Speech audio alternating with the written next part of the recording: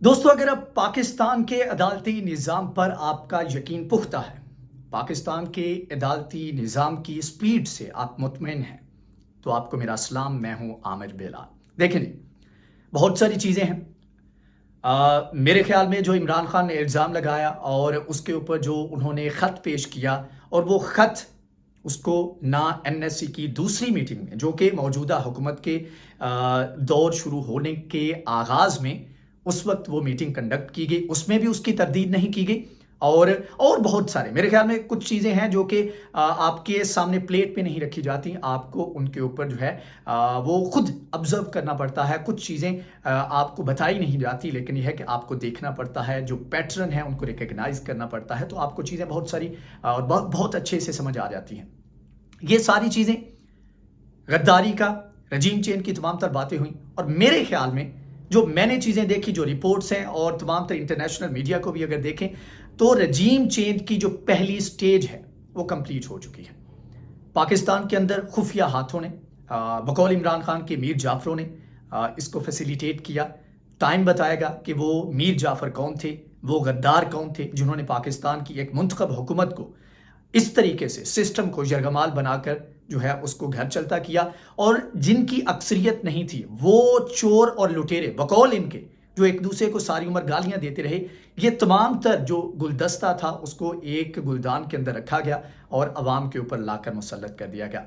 हमजा शहबाज के दरख्वास्त के ऊपर किस तरह 3 दिन जो है 3-3 एक दिन के अंदर बेंचेस बने, और उसके बाद जब ये तमाम तरह अहकाम दिए जा रहे थे, तो रात के तकरीबन 10-11 बजे तहरीक इंसाफ के वहाँ पर वकील, तहरीक इंसाफ के रहनुमा वहाँ पर पहुँचे, जो रिव्यू पटिशन के लिए, इंट्रा कोर्ट पटिशन के लिए वहाँ पर पहुँचे, तो तब अदालत नहीं खुली। तो इसके ऊपर अवाम गुस्से में है, अवाम इसके ऊपर क्वेश्चन कर रही है कि एक तरफ अदालतें कहती हैं कि हम 24 घंटे काम करती हैं, तो दूसरी तरफ जब शरीफ खानदान की बारी होती है तो छुट्टी के दिन रात के अंधेरे में अदालत लग जाती है, फैसले आ जाते हैं। लेकिन आम शहरी और या इवन के मेरे ख्याल में पाकिस्तान की सबसे बड़ी पॉलिटिकल पार्टी, उसके लीडरान जहां पर जाते हैं तो उनको जो है वहां पर सुनवाई नहीं होती। तो ये लोगों के अंदर सेंटीमेंट जो है वो पाए जाते हैं। लेकिन पॉइंट पे आता हूं, उसके बाद आगे चल के बताऊंगा कि ये रजीम चेंज जो है इसकी अगली स्टेजेस क्या है और कितनी तेजी के साथ उनके ऊपर काम हो रहा है। पहली स्टेज जो है वो हमजा शहबाज के हलफ लेने के बाद वो कंप्लीट हो चुकी है।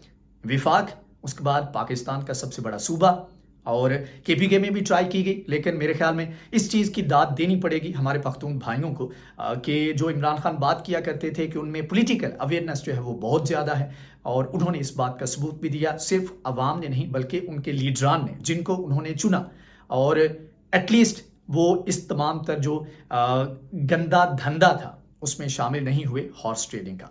अब जी, पहली स्टेज कंप्लीट होगी। दूसरी स्टेज है जी सी पैक को सबोताज करना, और उसका पहला जो कदम उठाया गया था वो चाइनीज असातिज़ा के ऊपर जो बम ब्लास्ट किया गया था।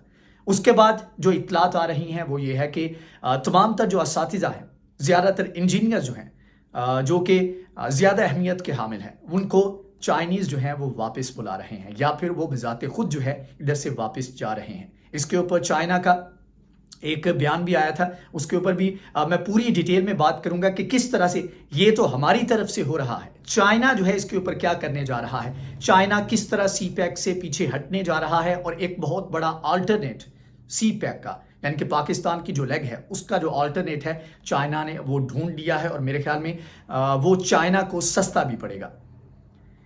फिर दूसरी जो स्टेज है उसके ये मैंने आपको बता दिया कि सी पैक जो है उसको सबोताज किया जाएगा। और तीसरी और फाइनल स्टेज जो होगी, खुदा जानता है, अल्लाह जानता है कि उस वक्त तक पाकिस्तान के साथ क्या होगा, पाकिस्तान की आवाम के साथ क्या होगा। जो इससे तकरीबन 10-15 साल हम जो एक ट्रॉमा से गुजरते रहे, 70-80 हज़ार जानों के नजराने पेश किए, क्या उन्हीं कुर्बानियों की तरफ, ज़बरदस्ती की कुर्बानियों की तरफ हमें ले जाया जा रहा है? कुछ लोगों के डिसीजंस की वजह से, कुछ लोगों के वक्ती मफाद की वजह से क्या हमें दोबारा से उस जंग की तरफ धकेला जा रहा है? तीसरी स्टेज क्या होगी? तीसरी स्टेज होगी जिसके ऊपर इमरान खान ने कहा था एब्सोल्युटली नॉट। जी हाँ, एब्सोल्युटली यस कहा जाएगा। 100 बहाने हैं, अवाम मेरे ख्याल में इसके ऊपर चूं-चरा भी नहीं कर सकेगी। एक आखिरी जो सहारा है, एक आखिरी उम्मीद जो है वो इमरान खान की सूरत में है। इसके बाद ना आपकी आवाज़ कोई सुनेगा और ना ही आपको कोई आवाज़ निकालने देगा। यहाँ पर یہاں پر بیٹھ کر امریکہ جو ہے اڈے جو ہے اس کا استعمال کرے گا, اڈے بنائے گا, اور اگر نہ بھی بنائے تو پاکستان کی ایئر سپیس دیکھیں, اس میں کوئی شک نہیں کہ بھارت کو آپ 100 گالیاں دیں, لیکن یہ ہے کہ بھارت نے اپنی ایئر سپیس یوز نہیں کرنے دی. بھارت کو بہت فائدہ تھا مقبوضہ کشمیر کے اندر, وہ اپنی ایئر سپیس وہاں پر بیسز دیتا, اور اس کے بعد وہاں پر جو ہے پاکستان کی ایئر سپیس جو جموں کشمیر مقبوضہ کشمیر کی ایئر سپیس کے ساتھ جو آزاد کشمیر کی ایئر سپیس ہے اس کو یوز کر کے افغانستان کے اندر اٹیک کیے جاتے. بہت ایزی تھا, لیکن انڈیا نے ایسا نہیں ہونے دیا. اس کے ساتھ ایران کے ساتھ پھڈا ہے, ایران سے یوز نہیں کر سکتا. امریکہ نے دوسرے جو ممالک ہے افغانستان کے ساتھ ادھر ٹرائی کیا, ادھر سے بھی نہیں یوز کر سکتا.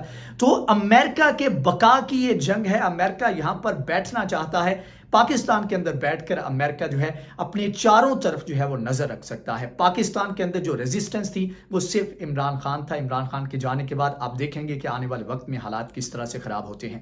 پاکستان کی ایئر سپیس کے بغیر کے استعمال کے بغیر افغانستان کے اندر کوئی کارروائی امریکہ نہیں کر سکتا. لیکن اب جو ہے کارروائی ہوگی, اور آنے والے دنوں میں آپ دیکھیں گے کہ چیزیں جو ہیں مزید خرابی کی طرف جائیں گی, اور اللہ نہ کرے کہ ہمیں دوبارہ سے پھر اسی تکلیف کا سامنا کرنا پڑے, اسی دکھ درد کا, اسی ٹراما کا سامنا کرنا پڑے کہ جہاں پر خدا نخواستہ ہر جگہ سے ہمارے عزیز جو ہیں, ہمارے شہری, وہ لاشیں اپنے عزیزوں کی اٹھایا کرتے تھے. یہ ساری صورتحال ہے. آپ نے جب تک کھڑے نہیں ہونا, آپ نے جب تک اپنے حق کے لیے کھڑے نہیں ہونا, یقین مانیں کوئی بھی آپ کی آواز نہیں بنے گا. اگر کوئی بنا بھی تو جب اس کا فائدہ, اس کا مفاد سٹیک پہ ہوگا تو وہ اپنے فائدے کو دیکھے گا, آپ کے لیے نہیں کھڑا ہوگا. جب تک آپ میں خود اویئرنیس نہیں آئے گی, آپ تمام تر ان چیزوں کو نہیں دیکھیں گے, آپ اپنی آزادی کی جنگ خود سے نہیں لڑیں گے, تب تک آپ کے لیے کوئی نہیں کھڑا ہوگا. مجھے بتائیں کہ آپ کا جو نظریہ ہے وہ کیا ہے؟